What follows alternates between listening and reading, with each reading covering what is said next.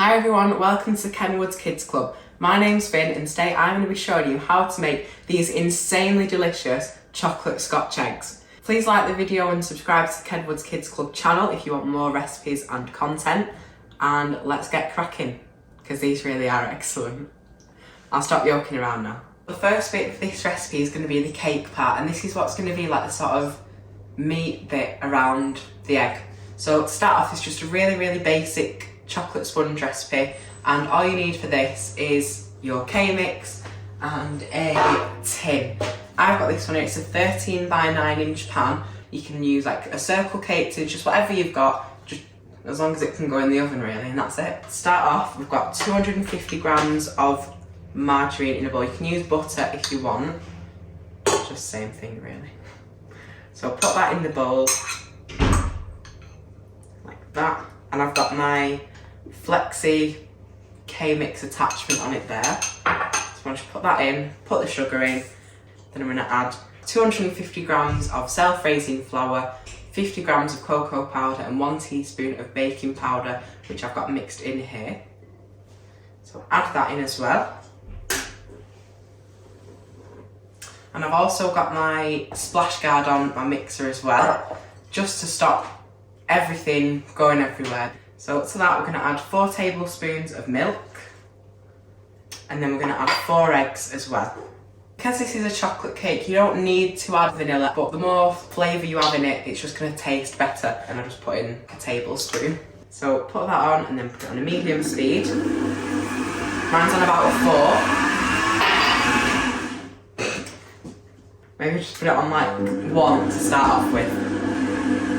So once it's been on for a few seconds, then we can start to turn the speed up. So now you can put it on about 4. Not right at the start, otherwise this will happen. And then once you put it on about 4, you can put it on about 5 or 6, just for like 10 to 20 seconds, just to get a little bit of air into it. So I'll turn that off now. So once it starts to look a bit like this, like a chocolate cake batter, I'm going to get a spatula and then I'm just going to fold the rest of that through, and then we'll move on to the next step once I have wiped all of this up. So I've cleaned up now and I've brushed all the cocoa powder off me, and not very well. Once we've got our cake batter ready, I'm going to grab my tin and I'm just going to put all of this into there. And then I've got my Kenwood spatula that comes with the K-mix. Using that to get everything out of the bowl because you don't want to waste anything. And once we've got all of that in there, just use the spatula. You can use a spoon or a fork or a knife off, and make sure it's nice and smooth in the tin. So this is what it looks like now. And I'm going to put this in my oven and I'm going to bake it for about 15 to 25 minutes at 180. So moving on to the ganache part of this recipe now. I've got 250 grams of melted milk chocolate in this bowl. Add your 125 millilitres of double cream and then give this a stir, so mix it all in. You can also add some vanilla into the ganache as well, just to put a little bit more flavour in it, which we always like. And keep mixing that. And this has set very quick because we've used the cold cream, and that is the ganache done. And you don't have to wait for it to set now because it's already set. Easy. So my cake's been in for about 20 minutes now, so I'm going to take it out. Now I'm just going to leave it to cool on the side, and this is how mine looks.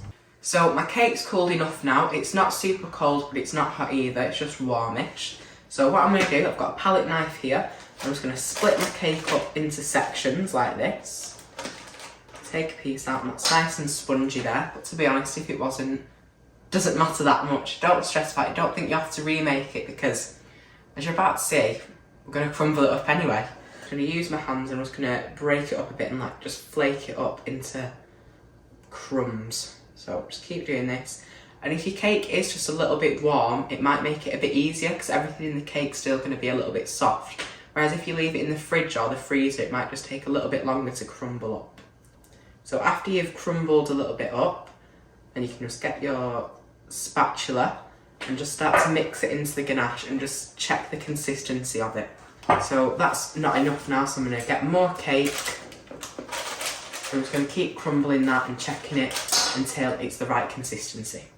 So I've added all my cake now. I'm just going to give that one last mix to make sure everything's well incorporated and there's a nice even dough. Make sure you've got clean hands, because what I'm going to do now is I'm just going to use my hands to squish it. That's really cool. Ooh, get back. Right, so I'm going to put this in the fridge for about 15 minutes. Now that this is cooled down a bit, it's not completely set or anything, which is fine.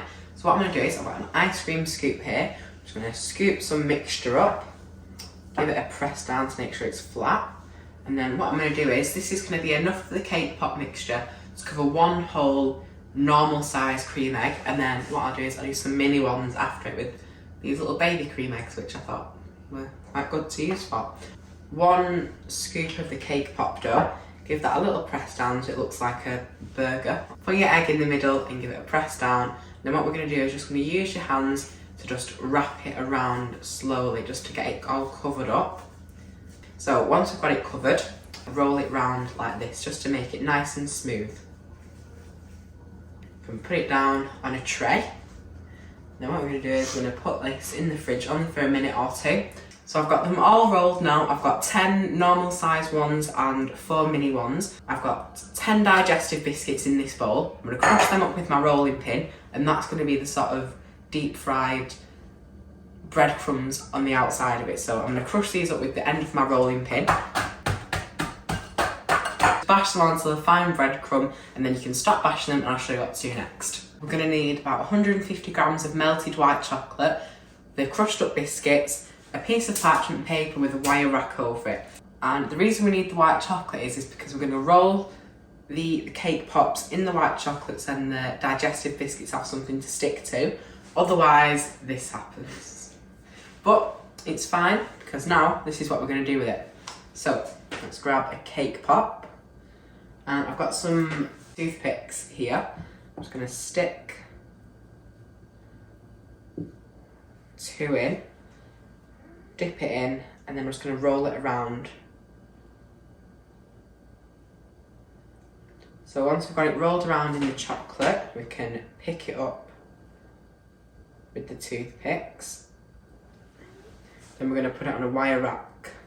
So we're just going to pick that up, drop it in the biscuit crumbs, give it a roll about, get that all coated, and then it's a Scotch egg. So I've got them all covered now. I've managed to do all of them, and what I'm going to do now is just have a quick wipe down, get rid of all the crumbs and all the chocolate, but luckily putting that parchment paper down before saved me a lot of cleaning up already. And once I've had a quick clean up, I'll put them on a plate and then I'll show you them at the end. These would be the perfect thing for any Easter picnics, or even if you just wanted to pull a prank on one of your family members. That would be so cool to do that with. So I think now we should have a look at what's inside. So if you've enjoyed this video, please leave a like and definitely subscribe to the Kenwood Kids Club channel. How cool does that look? Not quite the typical Scotch egg that you'd normally find at a picnic, but I think this is so much better. I'll see you next time. Bye.